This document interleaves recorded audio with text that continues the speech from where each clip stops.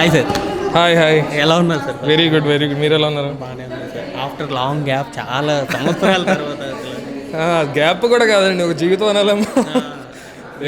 One generation later. ఎందుకు sir ఎంత gap? అసలు ఎలా ఎందుకు వచ్చింది? గ్యాప్ ఇవ్వలేదండి, వచ్చింది అంతే. జస్ట్ కొంచెం వేరే థింగ్స్ వల్ల లైఫ్లో లైక్ సెటిల్ అవ్వడం, లైక్ అప్పుడు జాబ్ చేస్తుండే, సో ఆ జాబ్ వల్ల జస్ట్ అప్పుడు పెళ్ళయింది. సో వేరియస్ థింగ్స్ వల్ల డిస్ట్రాక్ట్ అయిపోయాను. మెల్లమెల్లగా సినిమా మీద ఉన్న ప్యాషన్ మళ్ళీ నన్ను వెనక్కి తీసుకొచ్చింది. అసలు చెప్పాలి అని అంటే పోల్చుకోలేని స్థితిలోకి వెళ్ళిపోయారంట. అప్పుడు ఉయ్యాల జంపల్లో మీ క్యారెక్టర్ చూసి చాలామంది అసలు చాలా అప్లాస్ అయితే వచ్చాయి. అది అసలు నాకు మామూలు సర్ప్రైజ్ కాదండి. అసలు నేను జస్ట్ ర్యాండమ్గా అప్పట్లో లైక్ సినిమా రిలీజ్ అవ్వకముందు ఎవరికి తెలియని సినిమా, అందులో ఎవరికి తెలియని ఒక క్యారెక్టర్ ప్లే చేశాను నేను. అది రిలీజ్ అయిన తర్వాత ఓకే బాగానే రెస్పాన్స్ వచ్చింది. 1 year later, 2 years, 3 years, 5 years, 7 years, 10 years, 12 years later కూడా ఇప్పుడు గుర్తుపెట్టి ఆ క్యారెక్టర్ సూపర్ ఉంటుంది అంటున్నారు. సినిమా మ్యాజిక్ ఇది, మనకు అర్థం కాదు. It is amazing. అసలు ఇట్స్ మై ఫార్చ్యూన్. అసలు లైఫ్ అనేది ఇప్పుడు మన ఎండ్ అయిపోయిన సినిమా అనేది ఎగ్జాక్ట్లీ ఆ క్యారెక్టర్ కూడా మీది అలాంటిది ప్లే. చాలా రోజుల తర్వాత ఇప్పుడు మళ్ళీ డార్క్ చాక్లెట్ ఎలా అనిపిస్తుంది అండి? ఏంటి? వెరీ ఎక్సైటెడ్ అండి, సూపర్ ఎక్సైటెడ్.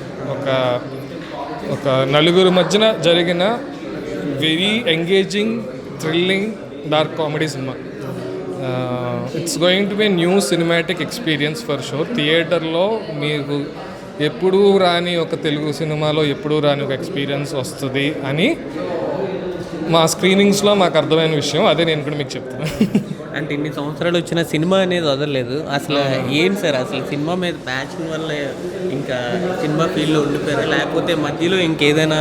అంటే నాకు ఒక పాయింట్లో క్వశ్చన్ వచ్చిందండి. అసలు నేను ఇప్పుడు ఇది జాబ్ ఎందుకు చేస్తున్నాను, అసలు ఎందుకు ఇలా ఉన్నాను, ఏం చేస్తున్నాను, అసలు ఎందుకు చేయాలి అనే క్వశ్చన్ వచ్చిన తర్వాత ఏమీ చేయకుండా ఉండి ఆలోచిస్తే అప్పటికే అనిపించింది నేను సినిమాలు ఎందుకు చేయట్లేదని.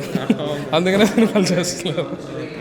అసలు ఏంటి సార్, డార్క్ చాక్లెట్లో కాన్సెప్ట్ చాలా డిఫరెంట్గా ఉంటుంది అని అంటారు. అందులో మళ్ళీ ఇప్పుడు మీరు డైరెక్షన్ ఫీల్డ్లోకి వచ్చారు.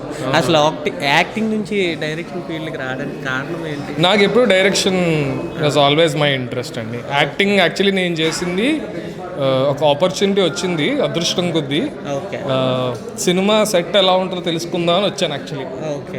చేసి యాక్చువల్లీ అక్కడే నేర్చుకున్నాను లైక్ షూటింగ్ అనేది ఎలా చేస్తారు అనేది ఫస్ట్ టైం. దాని తర్వాత కూడా షార్ట్ ఫిల్మ్స్ అవి చేసేవాడిని. Self learning, self taught, internet ఇవన్నీ వాటితో నేర్చుకున్నాను. మళ్ళీ దాని తర్వాత అసలు ఏం చేయలేదా సార్ ఇంతవరకు? లేదు, నథింగ్ జీరో. ఓకే, ఇప్పుడు రాజ్ తరుణ్ గారు ఒక పెద్ద హీరో అయిపోయారు. మళ్ళీ ఇద్దరు కలిసి చేసే అవకాశం? Sure, why not. Script and situation. ఇంకా అప్కమింగ్ ప్రాజెక్ట్స్ ఏమైనా మళ్ళీ లైనప్లో ఉన్నాయా?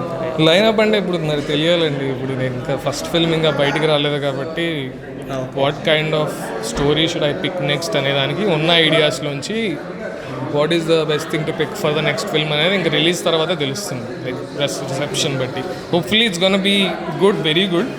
ఎందుకంటే మాకు ఇనిషియల్ స్క్రీనింగ్ రెస్పాన్స్ కూడా లైక్ చాలా ఓవర్వెల్మింగ్గా పాజిటివ్గా వచ్చాయి. Like we are very boosted up because of that.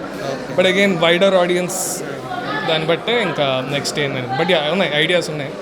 ముఖ్యంగా ఈ మూవీలో డార్క్ కామెడీ అంటున్నారు కాబట్టి అసలు ఏంటి సార్, ఎలాంటి సిచ్యువేషన్స్ ఉంటాయి? ఏంటండి సిట్యువేషన్ ఒక స్ట్రేంజ్ డార్క్ సిట్యువేషన్ అండి.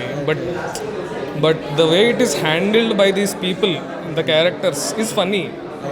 సో జనరల్లీ డార్క్ కామెడీ అంటే ఏదో స్ట్రేంజ్ లైక్ ఇది కాంప్లికేటెడ్ మీనింగే ఉండదు. కొంచెం సీరియస్ సిచ్యువేషన్స్లో హ్యూమర్ చేస్తే డార్క్ కామెడీ అంటారు అంతే. ఇది సిచ్యువేషన్ వాళ్ళ నలుగురికి ఫామ్ అయిన ఒక సిచ్యువేషన్ చాలా స్ట్రేంజ్ సీరియస్ సిచ్యువేషన్.